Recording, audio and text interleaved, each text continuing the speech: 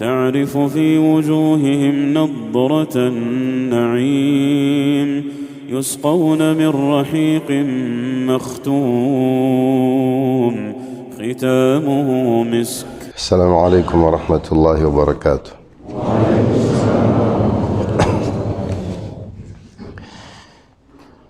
بسم الله الحمد لله والصلاة والسلام على رسول الله. أشهد أن لا إله إلا الله وحده لا شريك له وأشهد أن محمدا عبده ورسوله. اللهم اغفر لنا ذنوبنا ما قدمنا ما أخرنا، أنت المقدم وأنت المؤخر، لا إله إلا أنت سبحانك إنا كنا من الظالمين. اللهم آت نفوسنا تقواها وزكها أنت خير من زكاها، أنت وليها مولاها برحمتك يا أرحم الراحمين. Na aula passada falávamos de um homem que foi a pessoa que desviou os árabes. Segundo as aulas que já tivemos, Nabi Ibrahim alayhi salatu wassalam ensinou aos árabes, já que ele não era árabe, ensinou aos árabes a somente prestarem culto a Allah subhanahu wa ta'ala, adorarem somente a Allah subhanahu wa ta'ala. E essa ficou a religião no meio dos árabes. Como se não bastasse, deixou o seu filho lá para dar continuidade à sua missão de dirigir as pessoas na religião monoteísta. E a coisa foi, passaram gerações, a descendência do seu filho continuou com esta missão de adorar e dirigir as pessoas na adoração de Allah subhanahu wa ta'ala. Então, chegou a fase em que falávamos do homem ou da pessoa que desviou os árabes da unicidade de Allah para o politeísmo, do Tawhid para o Shirk. E este homem chama-se Amru ibn Luhay. Esse é o nome resumido. Completo é Amru bin Amir bin Luhay al-Khuza'i. A última palavra aí é o nome da sua tribo. Ele pertencia a uma tribo árabe chamada Khuza'a. Mas para nós chega Amr bin Luhay. E dizíamos que este homem tinha um jinni, que neste caso podemos considerar um demônio, que lhe trazia algumas informações estranhas. Sabemos que os jinni são criaturas invisíveis para nós, mas eles conseguem ver a nós. Só que no dia de Qiyamah a coisa será o contrário. Os jinnis não vão conseguir ver o ser humano e nós veremos a eles. Allah é justo, né? Passamos aqui a vida sem ver nada deles, só víamos alguns sinais. No dia de Qiyamah eles vão procurar saber onde é que estão os seres humanos.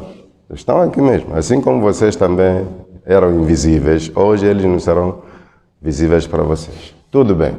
Então, este jinni comunicava com este homem por meio de inspirações. O Alcorão testemunha isso, que os jinnis inspiram os seus aliados dentre os humanos.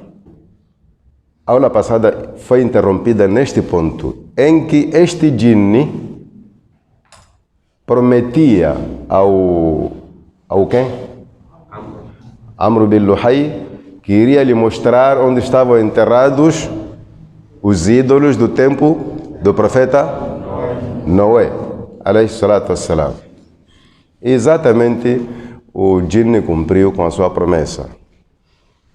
Disse-lhe que esses ídolos encontram-se em Jeddah. Jeddah é uma cidade até hoje conhecida com o mesmo nome. A diferença na pronúncia, antigamente diziam Jeddah, agora diz-se Jeddah, mas é a mesma coisa. E apontou-lhe o exato local Não é tipo, vai em Nampula, vais encontrar, não. Nampula, o bairro, a zona, os sinais, endereço completo. E o homem incansavelmente foi a Jeddah e desenterrou os 5 ídolos que nós mencionamos. Vocês lembram os nomes, né? Wadda, Suwa'a, Yaghutha, Ya'uqa e Nasr. Não tem como não lembrar, são nomes que já estão registrados no Corão. No Surat Nuh você encontra esses nomes.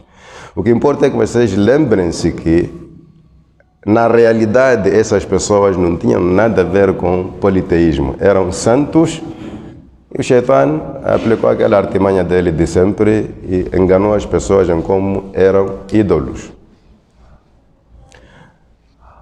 E como estamos a falar de ídolos, eu queria adiantar aqui uma coisa muito importante. Os ídolos são vários. O que é ídolo para você? O que é ídolo? Está a falar consigo como vizinho. O que é ídolo? Não vamos olhar aquela linguagem moderna de ídolo é a pessoa em que você se inspira, tipo, se é o jogador, é meu ídolo. Não é nesse sentido aí. Esse sentido é figurativo. Na prática, ídolo são estátuas feitas no formato humano. A forma é de pessoa ou pode ser de um animal. Esse animal pode ser ave, pode ser um mamífero, qualquer tipo de animal. Então, a coisa é feita nessa forma aí. E as pessoas passam a venerar, passam a adorar. Esse é ídolo, a primeira classe de ídolos.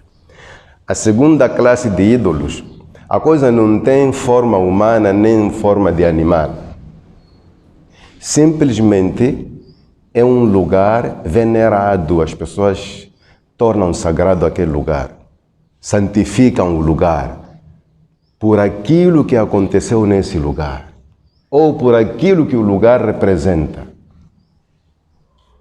Na linguagem islâmica já deixa de ser ídolo, chama-se wathan. Só que na tradução em português continua ídolo. Há diferença entre sonam e wathan. A sonam é isso que tem imagem, formato de pessoa. Al-wathan é aquilo que é venerado, mas não tem imagem. Por exemplo, uma sepultura. É wathan, não é sonam. Nós temos tradições aqui. Por exemplo, onde morreu, só o lugar onde morreu uma pessoa importante passa a ser venerado. Em outras palavras, nós chamamos de monumento. São lugares construídos em homenagem a uma certa personalidade. Esses monumentos podem ser em forma de sepultura, em forma de lugar onde morreu, não onde foi sepultado, onde morreu essa pessoa. Em Macua nós chamamos, por exemplo, onde se lavou alguém. Alguém morreu e foi lavado, aí chamamos o quê? Nifulo. Isso também é wathan. A sepultura é wathan, aí onde se lavou é wathan, ou porque alguém sempre sentava nesse lugar e a pessoa é importante, as pessoas constroem uma coisa ali e passam a venerar, esse lugar também chama-se wathan. Em árabe a diferença é clara, mas na tradução chamamos tudo isso de ídolo. Por isso o profeta Muhammad alayhi salatu wassalam fazia um dua, dizia: Allahumma la tajal qabri wathanan yu'bad. Oh Allah, não faça da minha sepultura um lugar de adoração. Não permita que as pessoas venham adorar a minha sepultura. Não disse sonaman, disse wathanan, porque o sonam tem forma humana ou de animal. Então, Amr bin Luhai vai desenterrar esses ídolos e leva consigo. Mas quando transporta, não vai direto a Meca, para numa zona chamada Tihama. Aqui era um ponto estratégico para os peregrinos. Todos que iam a Meca fazer peregrinação passavam por este lugar. O que ele fez? Guardou ali à espera que as tribos, ao voltarem da peregrinação, ele pudesse distribuir para as mais importantes, ou seja, as tribos mais vulgares, mais influentes da região. Quando falo de peregrinação, vocês não podem ficar espantados. Naquele tempo, os árabes foram ensinados a peregrinar por quem? Ibrahim. Se estamos a falar de árabes desviados, não significa que eles estavam desviados em tudo. Restavam alguns símbolos, algumas práticas do monoteísmo que Nabi Ibrahim a.s. ensinou. Uma das coisas que restava aí era o Hajj, só que o Hajj adulterado. Por exemplo, como é que eles faziam o Hajj? Os residentes de Meca chamavam-se Al-Hums. Nós somos Al-Hums, os nativos, não saímos daqui, somos protetores deste santuário. Aquela coisa de se orgulhar pela terra, né? Até hoje temos pessoas assim. Qualquer cidade você encontra Al-Hums. Manca de nativos, até dizem que o nativo não treme. São doentes mentais, esses não estão bem de cabeça. Você orgulhar-se pela terra, não tem vergonha. O que é que tem lá de especial? Tudo bem. Então, os árabes dali de Meca chamavam-se Al-Hums. Nós somos os donos disto. Então, começaram a estabelecer regras que não tinham nada a ver com peregrinação. Uma delas, diziam que todo aquele que vem de fora de Meca não pode fazer a peregrinação usando a roupa que traz de casa.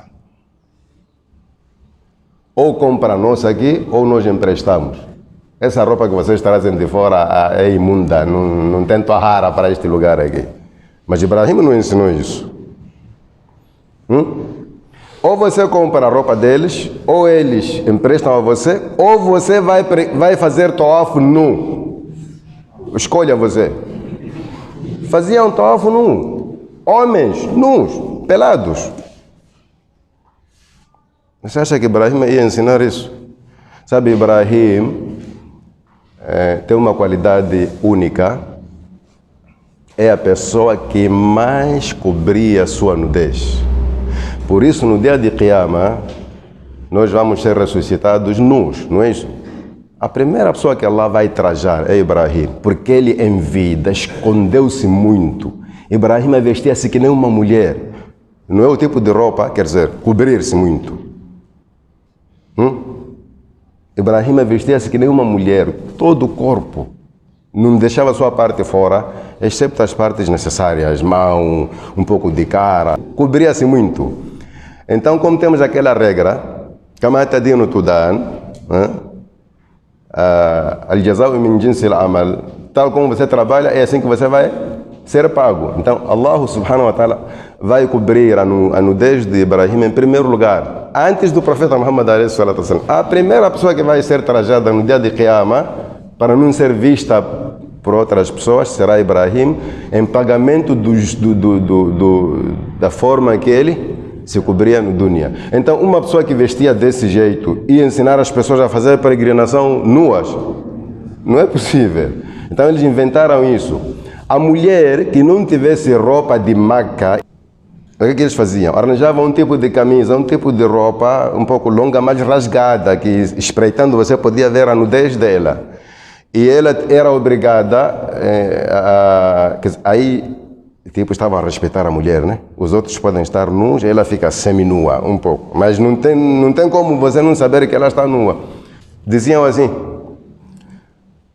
Eram das coisas que os árabes inventaram dentro de algumas práticas do monoteísmo. Então, eu estava a contar isso um pouco para lembrar que eles ainda tinham algumas práticas monoteístas, mas estavam adulteradas. Então, nesse tal ano, quando ele foi buscar esses ídolos e guardou neste lugar estratégico, quando viu que os outros estavam a voltar à peregrinação, mandou-lhes parar. Todos os árabes. Esse tribo fulano leva este ídolo para a sua terra. Fulano para a sua terra. Distribuiu os 5 ídolos para zonas estratégicas. Como quem diz, não sofram, não gastem vosso tempo para vir adorar o Hubal que eu trouxe da Síria. Tem outros aqui, então é só cada um levar para a sua zona. Tipo, nós estamos em Nampula e temos um ídolo em Mocuba. Nós vamos para lá, em vez de ir para a Tanzânia, fica muito longe. Estão a perceber isso? Então ele colocou em certas zonas onde sabia que todos estariam contaminados com aquela doença ali.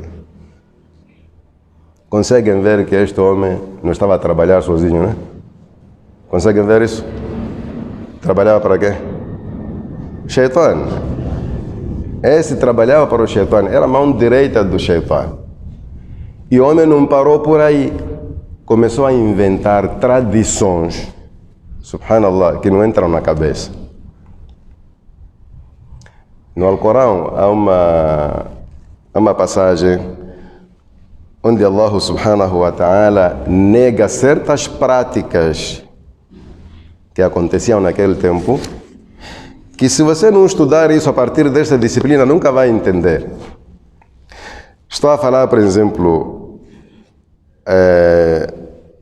de uma passagem do Suratul Ma'idah. Suratul Ma'idah é sura número 5, versículo 103, onde Allah subhanahu wa ta'ala diz: Ma ja'ala Allahu min bahiratin wala sa'ibatin wala wasila wala ham.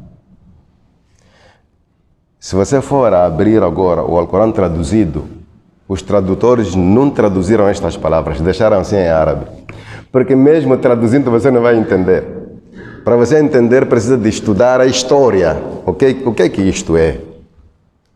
Allah não estabeleceu nenhum bahira, nem sa'iba, nem wasila, nem ham. Essas palavras representam animais, principalmente camelos.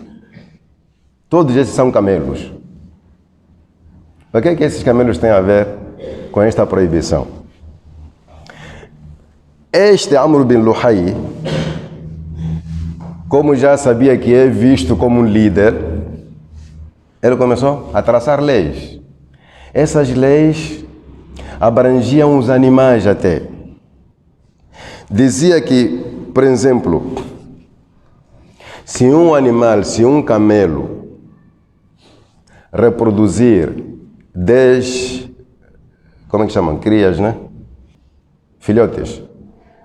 Então este animal não podia ser consumido e não podia ser usado na transportação de produtos nem de pessoas. Deixem o animal andar assim, tornou-se sagrado. E se ele estiver a comer o produto de alguém aí, não há problema, deixem comer o que ele quer, até que ele morra sozinho. Traziam a lei, quando o animal, por exemplo, está prenha, e se nós formos a degolar este animal, o que está lá dentro, a mulher não pode comer, é só para homens. Mas se este mesmo animal morrer por si, as mulheres também podem ter uma parte, podem comer. Essa discriminação aí. Então começou a estabelecer leis que contradiziam o quê? Contrariavam a tradição de Ibrahim alayhi salatu wassalam. Este homem, parecendo brincadeira, trouxe danos na religião. Este homem estragou muita coisa que Ibrahim estabeleceu. Não é por acaso que só castigo também é de humilhação. O Nabi alayhi salatu wassalam disse: quando eu fui ao inferno, encontrei este homem a empurrar os seus intestinos. Sabe o que é empurrar? A barriga aberta no meio do castigo. Ele a girar aí no inferno com os intestinos fora. Esse é o pagamento de quem adulterou a religião de Ibrahim alayhi salatu wassalam. Temos um hadith, o Nabi alayhi salatu wassalam: Ra'aytu Amr bin Amir bin Luhay al-Khuzai yajur qasabahu fi an-nar. Vi este homem a empurrar as suas tripas ali no inferno. Tipo, andar as tripas atrás, a barriga aberta assim, no meio do castigo. Porque foi ele que instituiu essas coisas, tipo, quando o animal tem 10 filhotes, deixem de usar, chama-se hami. Não, se for um macho, chama-se coisa. Muita coisa podre no meio. E as pessoas respeitavam. Você já imaginou deixar um animal andar por si? Não se impede de nada. Se ele invadir a machamba de alguém, machamba não, lá não havia muita. Invadir o quintal de alguém, começar a comer coisa, você não pode mexer em um animal sagrado, senão os ídolos vão nos amaldiçoar. Instituiu a prática de quê? De sacrificar animais sobre esses monumentos, sobre os ídolos. Então a pessoa sair de casa com sua galinha para ir degolar a galinha em frente de um ídolo. Se degolar em casa, a galinha não está bem. O tempo passou e as pessoas consideraram isso como uma melhor prática. Então nós estamos a falar deste homem e é importante conhecer a ele. Por quê? Porque, como dizia na palestra passada, é bom conhecer quem estragou as coisas. É muito bom. O importante não é só conhecer as pessoas que fazem boas coisas. É bom também conhecer as pessoas que estragam as coisas. Por isso, a título de exemplo, que não tem nada a ver com a nossa aula, Imam Bukhari, rahimahullah, vocês sabem que era uma enciclopédia, não era de brincadeira. A memória que ele tinha era normal. Como é que classificam as memórias aqui ultimamente? Chamam o quê? O quê? QI, né? O QI de Imam Bukhari não era de brincadeira. É QI, né? Exatamente. Quando falam de esses grandes sábios, filósofos, a referência é essa, QI de 250, QI de... O QI de Imam Bukhari não é de brincadeira. Onde é que você busca a prova disso? O homem tinha poder de memória inimaginável.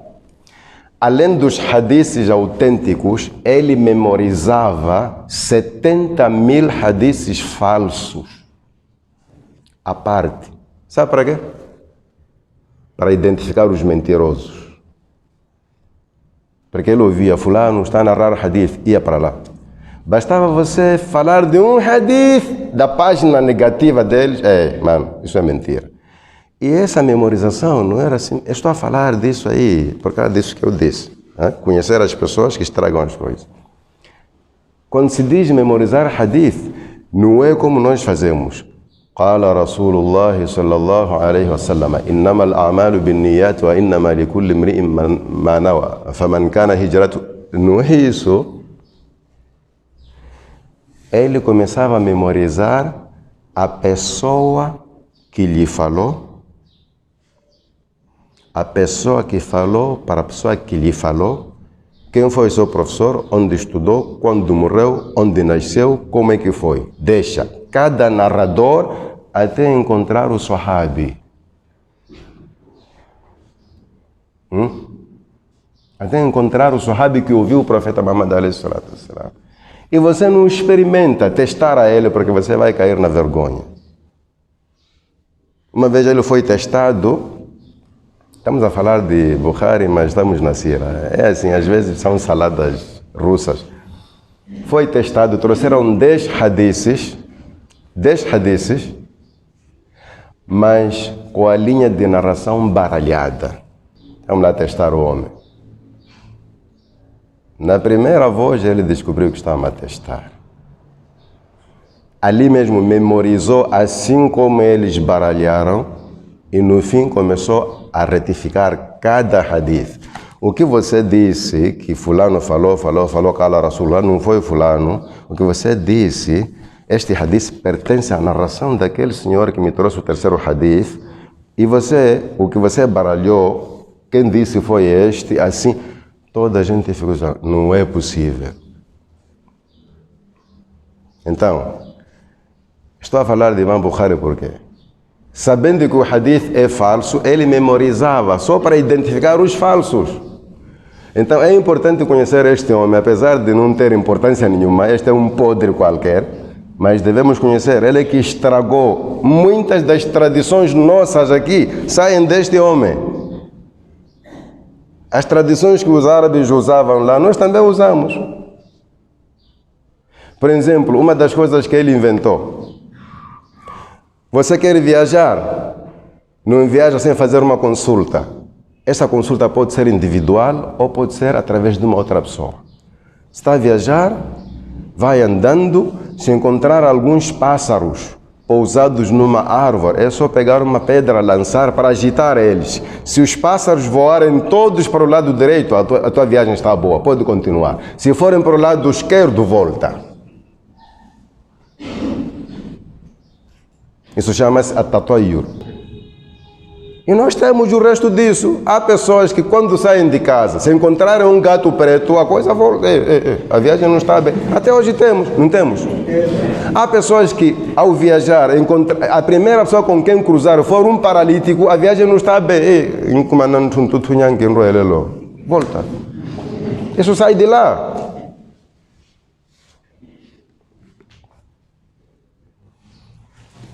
Esse é um tipo de consulta que ele inventou na tradição dos árabes. Nabi Ibrahim não deixou isso. A outra coisa que ele inventou, sabe o que é? Se você tem alguma coisa importante por fazer, tipo casamento, viagem longa, de estudos ou de negócio, uma coisa importante na sua vida, tinha que ir para o Kaaba. Lá no Kaaba, qual é o ídolo que está? Hubal. E esse Hubal tinha o seu guardião lá. Um dos guardiões era Abu Lahab. Não saía dali. Saía dali só para necessidades daquelas que você não tem como. Mas estava sempre ali. Havia o guardião do Hubal. A vida dele era o quê? Fazer adivinhos, consultas. Ele estava ali porque sabia que a todo momento podia aparecer alguém. Então, se você tem uma coisa importante na vida a fazer, não faça sem chegar lá no Hubal. E lá haviam setas pequenas assim, madeira feita em forma de flecha. Haviam 3 tipos de setas e cada tipo tinha várias setas. Por exemplo, se é casamento, ou viagem, ou comércio,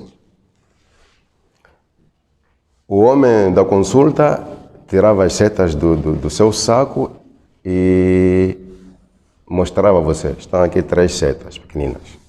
Devolvia no saco, mexia, agitava aquilo de modo a que cada uma ficasse no lugar onde não estava. E você pessoalmente entrava lá para buscar.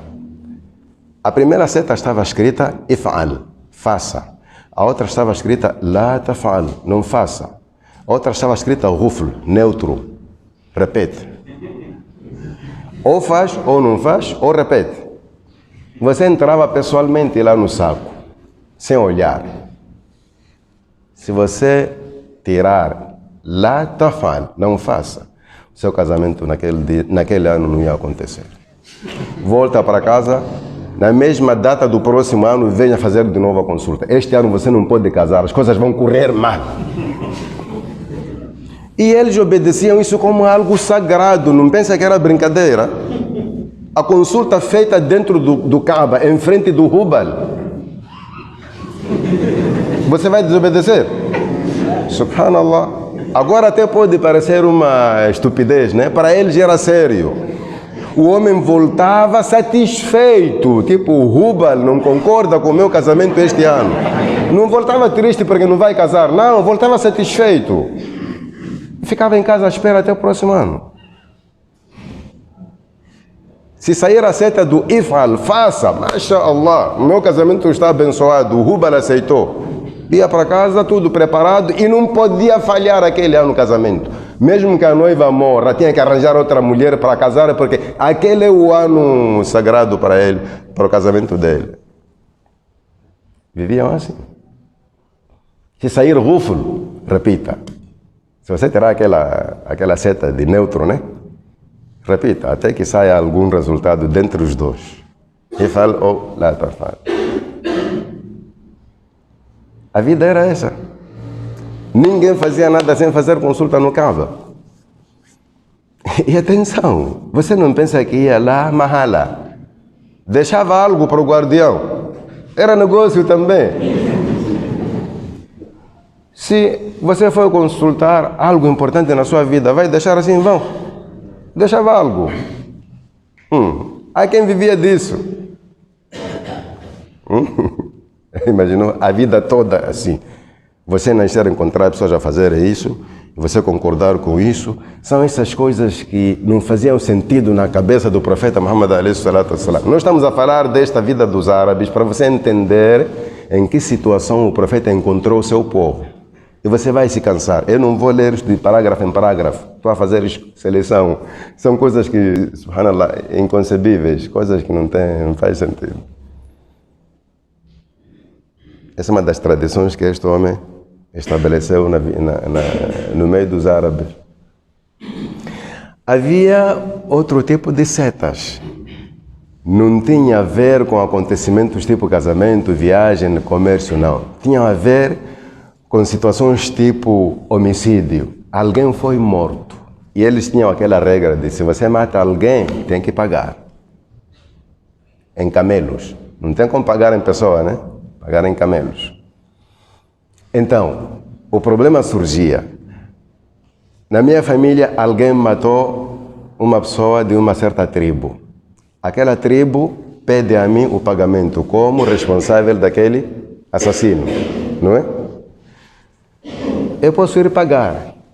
Só que na divisão daqueles bens, daquilo que eu dei em pagamento, na divisão lá, naquela família onde alguém morreu, a divisão não podia ser feita assim à toa. Tinham que ir para o Kaaba, consultar o Hubal. Por quê? Porque, como sabem, os parentes são de vários níveis. Existem parentes próximos e um pouco distantes. Quem devia levar tantos camelos? Não era questão de sentar, tá bem, você leva 2, você leva 1, eu levo 7. Não. A decisão era de Hubal. Havia outras setas. Uma escrita 7, outra escrita tanto, outra escrita. Então, eu sendo um parente próximo ou distante, se a seta que eu for a tirar do saco for a de 10, não interessa a minha aproximação com a pessoa que morreu. Hubal decidiu o número, a quantia que eu devo levar. Está a ver como é que as pessoas se deixavam levar com isso?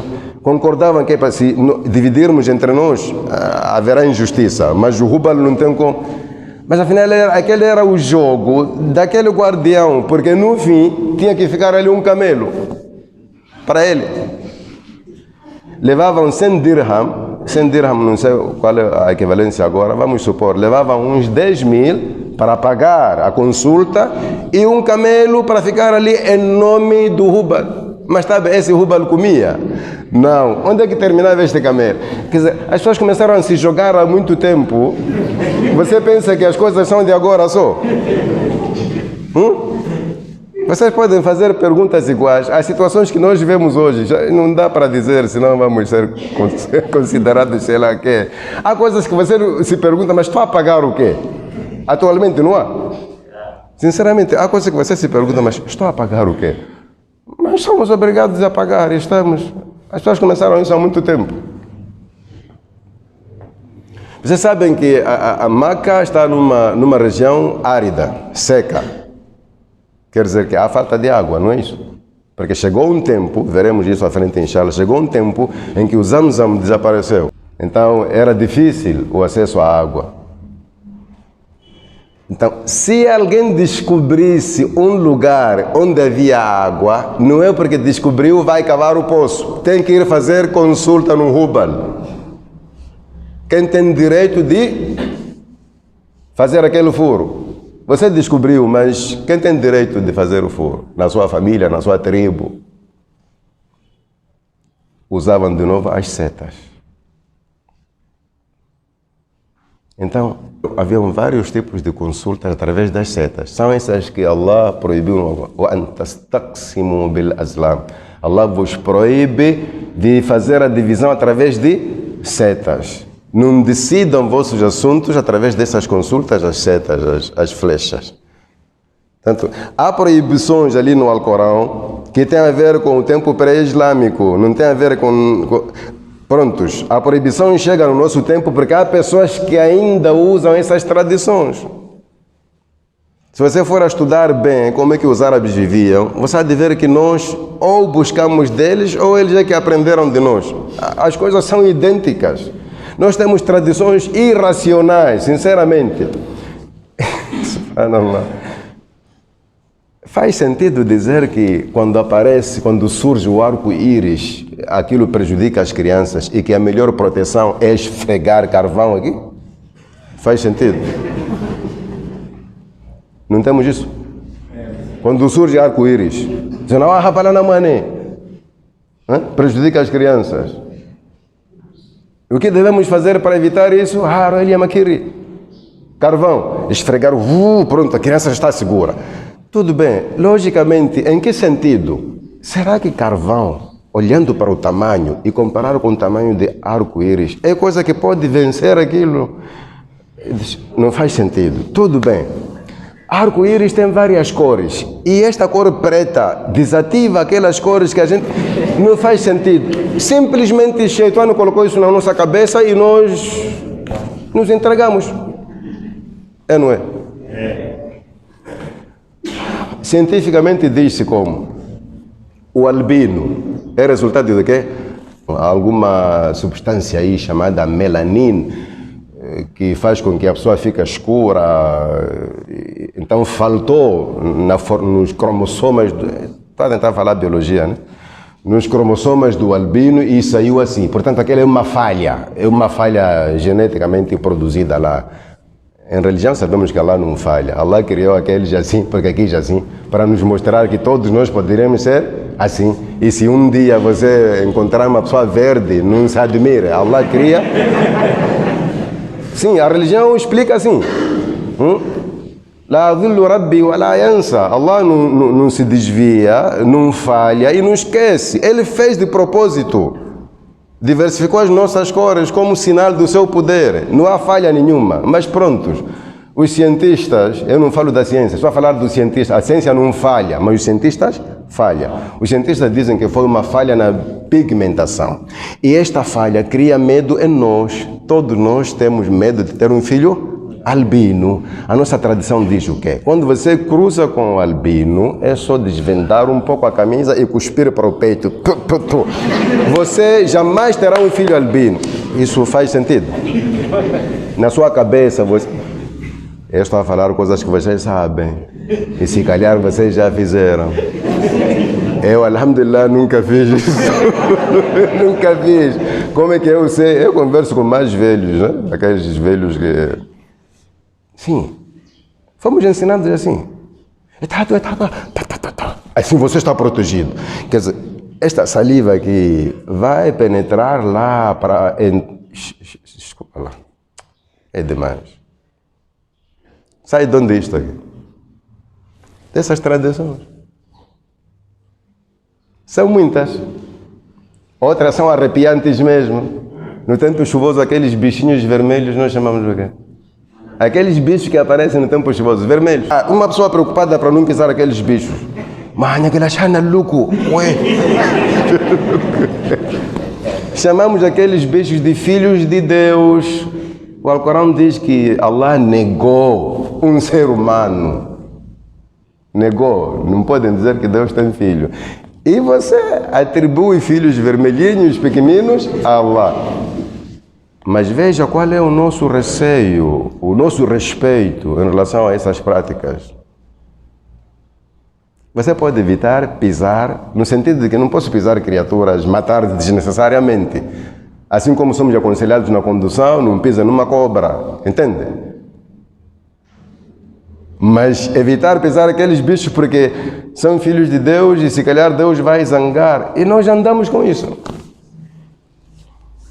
Então, não pensa que os árabes estavam sozinhos. Tinham muitas tradições, mas muitas.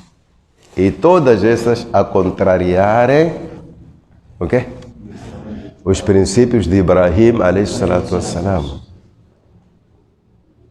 Tenha sempre em conta isso que estou a dizer, porque você vai entender muito bem quando chegar a fase em que o profeta Muhammad, alayhi salatu wassalam, vai pregar a mensagem da unicidade de Allah, do monoteísmo. Porque o Nabi Muhammad simplesmente veio reviver o que Ibrahim plantou.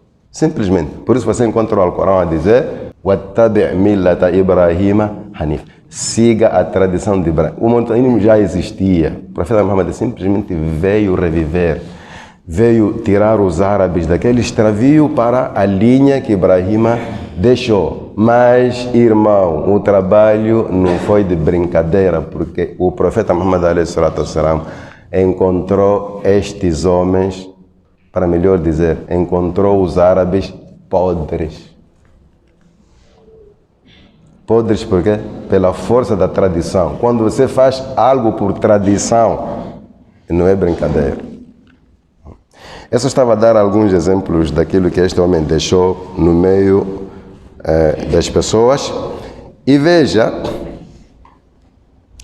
eles até faziam essas consultas num assunto muito mais sensível. Se alguém duvidasse do seu filho, mas esse é meu filho, ou minha mulher deu um salto, as tantas deu um pulo e foi ter com alguém e ficou grávida. Se alguém duvidasse do seu filho, iam fazer a mesma consulta. Aonde? Na Kaaba. Diante de quem? Hubal. As setas eram outras. As setas eram outras. Eram 3. Eu disse que eram 3 tipos e cada tipo tinha variedades. Eram 3. Uma seta escrita minkum, outra min ghairikum, outra mulsak. Minkum, tipo, é da vossa tribo, é seu filho, fica seguro. Min ghairikum, não pertence à vossa tribo, não é seu filho. A sua mulher fez alguma coisa aí.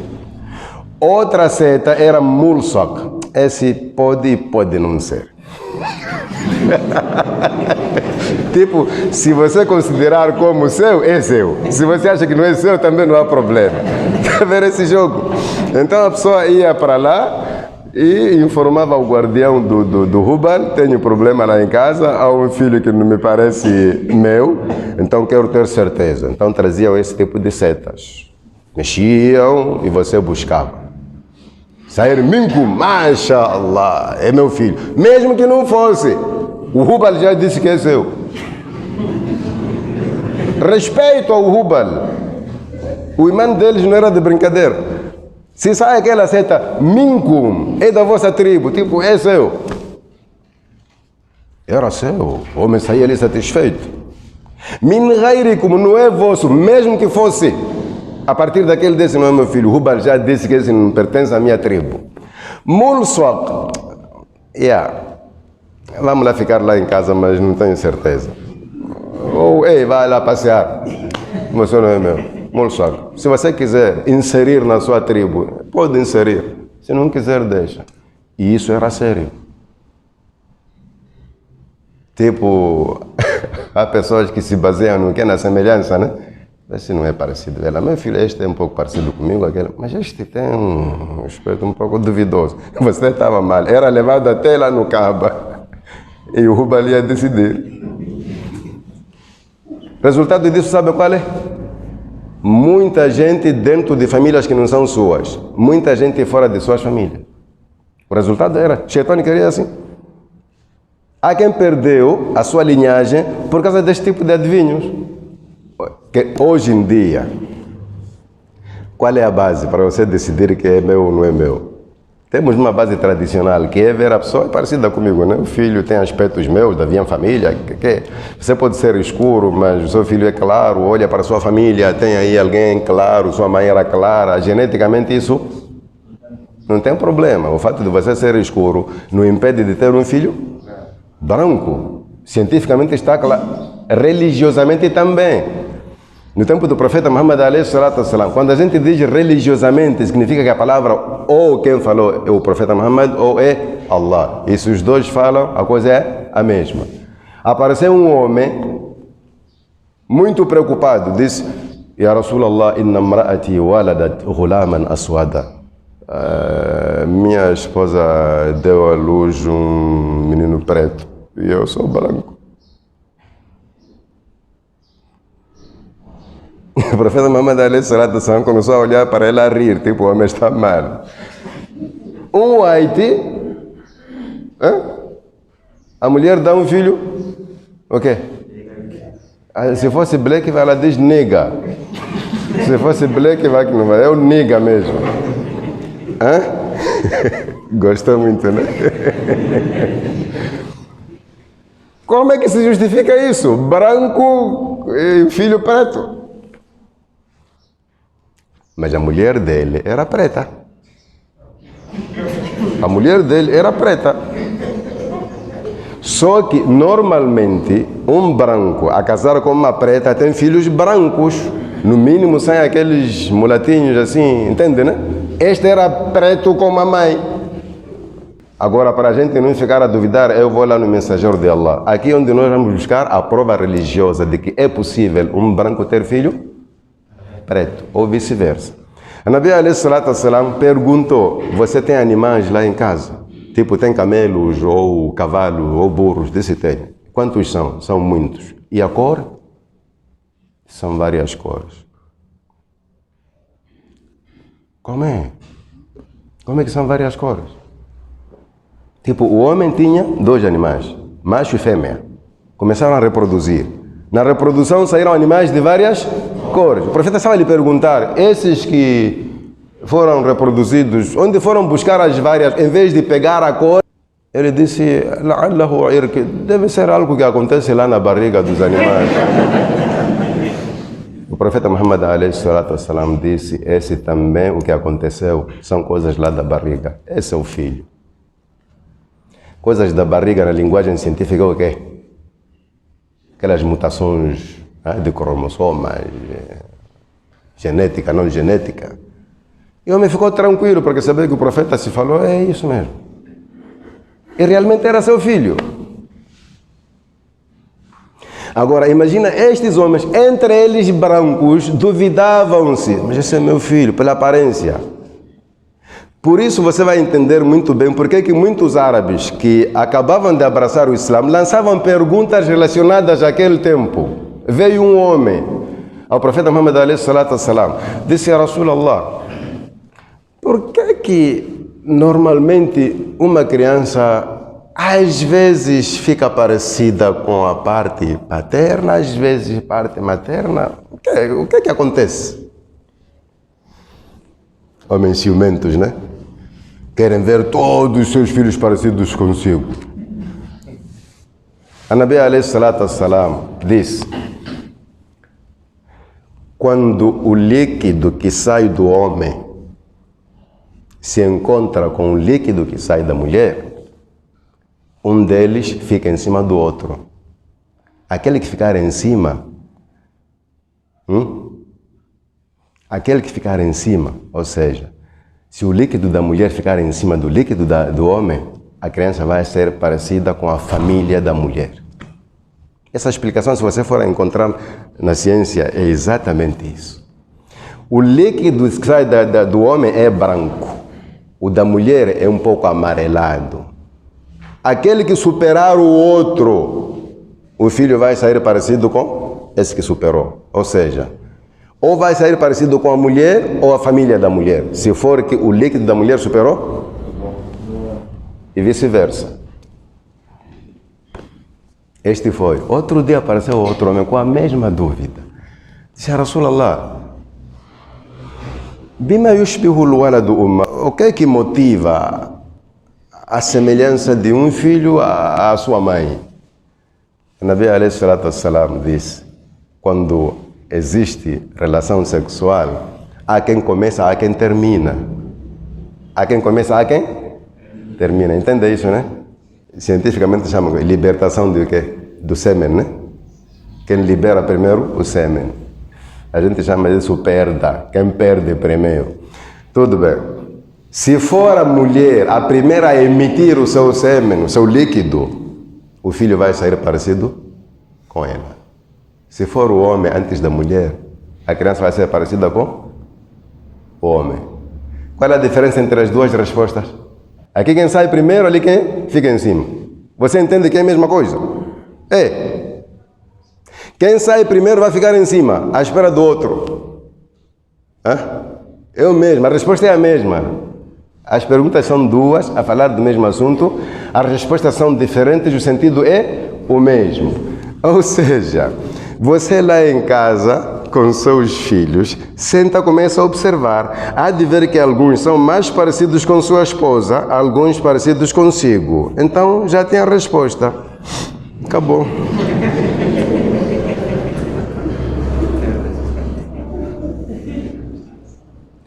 Durante o ato, você não sabe se foi ela primeiro ou foi você, né? Espera o filho que nascer vai lhe dizer, papá, foi você.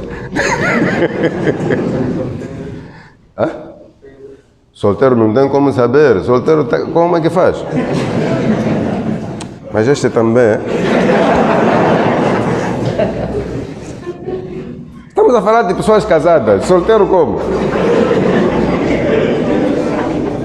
Solteiro é um ambulante que está à procura de boleia e ainda não encontrou. Como é que nós vamos identificar se é passageiro ou não? Isso é para casados. Quem é casado e tem filhos não precisa fazer DNA. A religião já lhe deu resposta. Hã? Olha aí, quantos filhos tem? 4, né? Os parecidos com sua esposa. Nesse dia você atrasou. Ela foi a primeira. Estamos a falar de quem aqui? Agora você vem conversando de solteiro. Aí solteiro como é que sabe? Solteiro espera casar. Está a desconversar, né?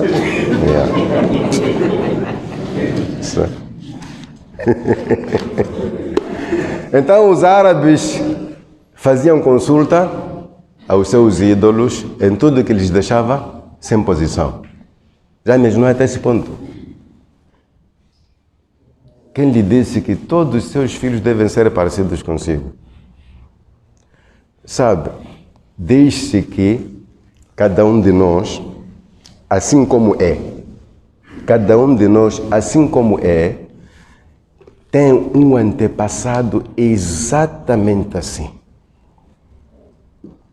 Assim mesmo, a maneira de ser, falar, comportamento. Lá atrás você tem um avô que era assim mesmo. A genética nos diz isso. Então, se você tem um filho que não é parecido consigo, talvez é parecido com o quinto avô da sua esposa. Acabou. Esse é seu filho. Acabou. Não arranja problemas aqui. Não me tragam esse tipo de problemas porque eu não vou resolver.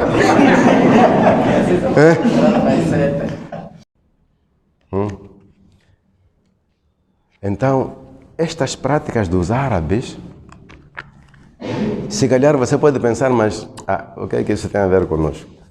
Mas não, o Shaitã tinha objetivos. Tal como vimos no passado, como é que ele inventou aquela história de ídolos não ídolos. Estas práticas, depois de se enraizarem no coração das pessoas, o objetivo do Shaitã era um só: dificultar, dar trabalho ao profeta que vai ser enviado ali. Porque o Shaitã já vinha sabendo. Shaitã sabia que o último profeta universal vai nascer naquela terra. Então foi apodrecer as coisas lá para ele ter trabalho. E teve mesmo. O profeta teve. Você pensa que o pouco que eu contei aqui é coisa fácil de você tirar de uma pessoa? O exemplo está aqui conosco. Nós somos muçulmanos, todos os dias aprendemos alguma coisa sobre o monoteísmo, mas há tradições que até hoje muçulmanos não querem deixar. Não querem deixar. Imagina os árabes. Temos coisas aqui, temos irmãos muçulmanos que fazem salat, até hoje estão em dúvida se devem ir ao curandeiro ou não. Eu faço salat, eu acredito em Allah. Só que, nós somos africanos. Okay, africano foi feito de ferro, foi feito de borracha. Africano não pode mudar. Temos isso, temos irmãos muçulmanos, irmão. É a religião sim, mas nós somos africanos. Subhanallah. É quando você encontra um acadêmico intelectual. Apanha boleia daqui para Herat, na Mapa, lá atrás da montanha, depois de 3 rios. Tomar banho. Água de Nampula não serve, tem que tomar banho lá. Em cima de 3 pedras, como se fosse panela. O banheiro aqui não serve, aquela bacia ali da casa de banho não serve. E vem aqui e se orgulha. Olha, você não sabe onde eu banhei. Onde eu banhei, uma arapa, uma tua, nem nada que nada. Intelectual, o tempo todo que ele estudou, não lhe cultivou a cabeça para distinguir essas coisas podres. Mano, tudo é eu, primeiro eu. Como é que você aceita que aquele senhor vai lhe enriquecer se ele está na pobreza lá no fundo? Ele não gosta. Encontra essas pessoas gravatadas, grandes chefes. Atrás da gravata está lá uma pequena almofada. Um travesseiro pequeno. Atrás da gravata está lá uma almofada pequena. Bem fixada aqui com aquela coisa de... Sentado no escritório, chefe. Você entra ali e assusta. Que nada tu tuane lá, chumaço. Mano, é o que dizem eles, dizem somos africanos, excepto poucos crentes, e são poucos mesmo.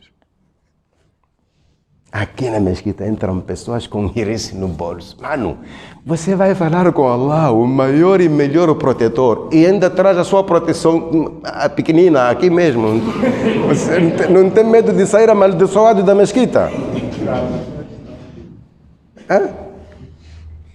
Eu não estou a inventar essas coisas, vocês sabem que são verdades.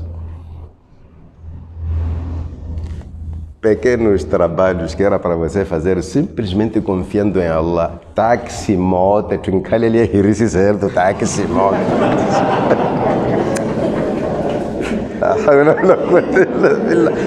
Táxi, moto, certo, certo. Kata que me passa de Romi. Alô.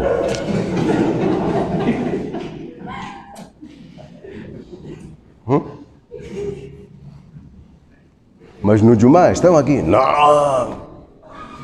Mashallah!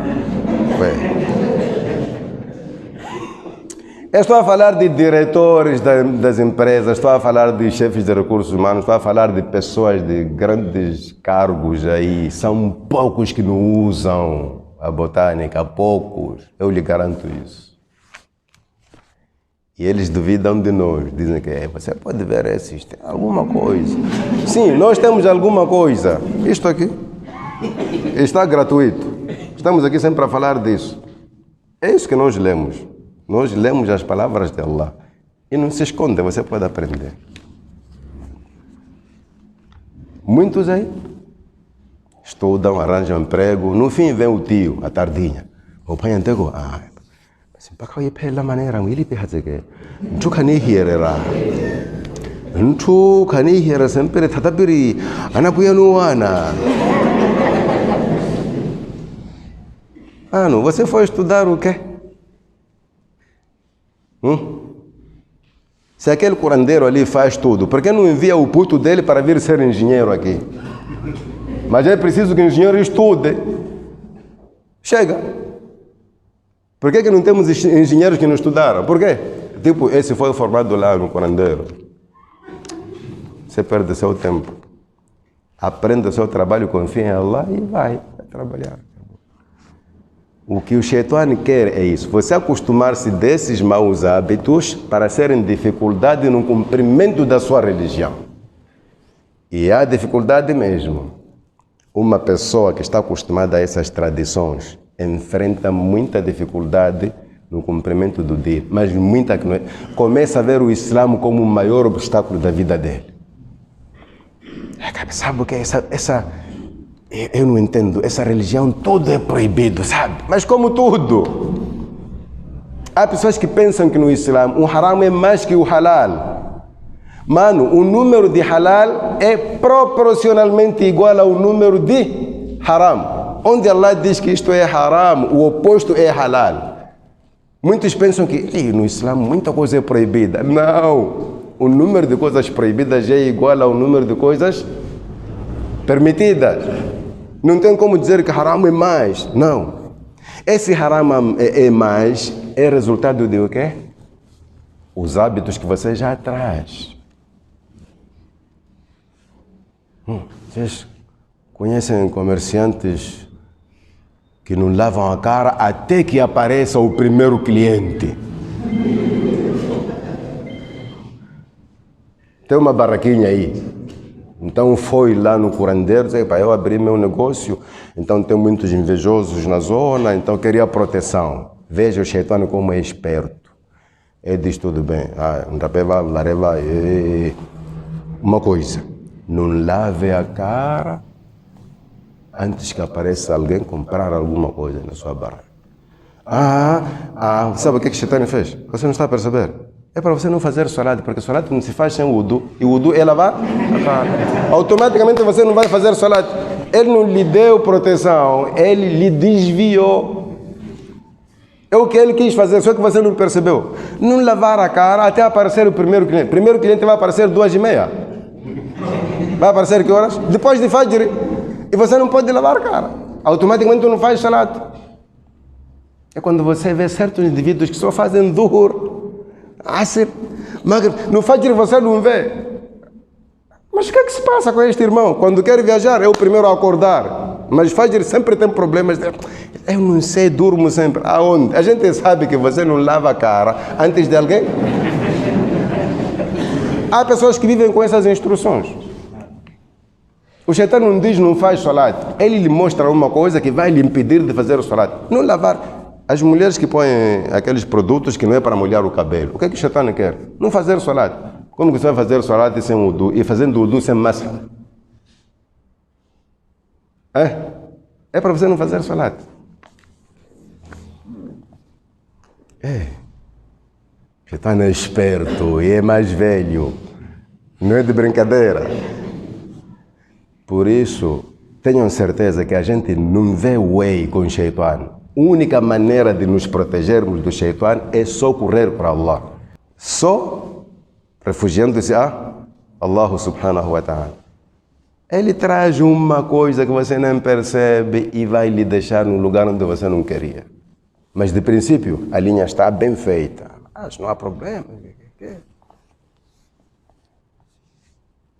Então, com estas tradições, o Shaitano queria dar trabalho, impedir a missão do profeta Muhammad sallallahu alaihi wasallam. E quando chegar essa fase em que nós veremos a luta que ele teve para endireitar este povo, não foi de brincadeira. 23 anos a tentar simplesmente devolver as pessoas para a sua origem. Não foi fácil. Tradição que leva anos, vira lei, vira regra. Não é com conhecimento, não é com sabedoria que você vai safar-se do Shaitan. Só com Allah, só com Din. É por isso que a religião é muito mal vista, porque a religião é que nem uma iluminação para mostrar às pessoas. Está a ver pessoas que estão num lugar escuro, onde cada um não sabe quem está perto. Aparece uma iluminação de você, este está aqui, e você começa a se afastar de quem você não gosta. A religião faz assim. Ela acende a luz e você começa a ver.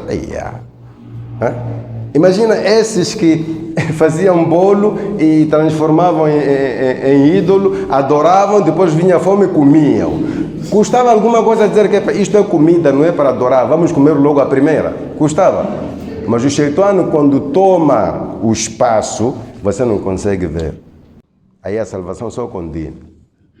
Então, estávamos aqui a falar sobre os efeitos daquilo que foi o extravio provocado por Amr ibn Luhay. E eu evito muito buscar algumas faidas para não perder muito tempo, mas a verdade é que cada passo deste livro traz lições. Este Amr ibn Luhay tinha inclinações religiosas, entendia a matéria um pouco do Din. E as pessoas deram aceitação a ele por causa disso. O que significa que presta atenção. O Shaitan nunca vai usar um tumpuduro qualquer, não. Ele sempre vai usar alguém com influência, mas desviado.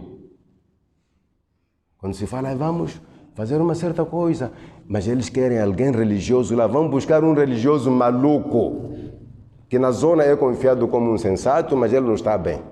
E a presença dele vai desviar muito. Chefe lá na rua, chefe lá na rua, o Venezuela chefe lá não se está bem, porque nem todos os chefes estão bem. Você pensa que todos estão bem? Está bem. Você não conhece doutores malucos? Então o chefe não pode ter maluco. Hã? Chefe na rua, e uma massa vai, se desvia. O Shaitã sempre busca referência. Quem usar para convencer a maioria. Apanha um doente do coração qualquer aí que sempre está na mesquita e põe uma malaia, vai ali, tiram a imagem, lançam.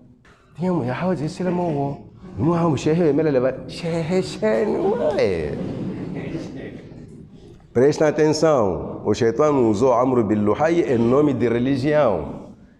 E todo desvio na nossa vida sempre virá nesse sentido. Então presta atenção com as pessoas naquilo que fazem. Se alguma coisa não está bem em relação à religião, pode ser que a coisa é igual a este Amr bin Luhay. Este criou danos na religião de Ibrahim. Eu estou a tentar fazer um resumo só. Danos que não podemos acabar aqui. As pessoas se desviaram e ficaram naquilo. Do mesmo jeito que o Shaitã usa pessoas, Allah em primeiro lugar também usa pessoas. Usou os profetas ao longo do tempo, até que chegou o momento do último profeta, a Nabi alayhi salatu wassalam, que vai nos mostrar a diferença entre a era pré-islâmica e a era islâmica. Por isso, Umar bin Khattab radiyallahu anhu dizia: não vai perceber o Islã quem não viveu no tempo pré-islâmico. Ou seja, nós podemos estudar a religião, não vamos sentir o sabor do din mais do que aqueles que viveram o tempo de Jahiliya, porque eles sentiram-se iluminados, estavam perdidos mesmo. Depois do Islã começaram a ver as coisas. Estávamos aonde?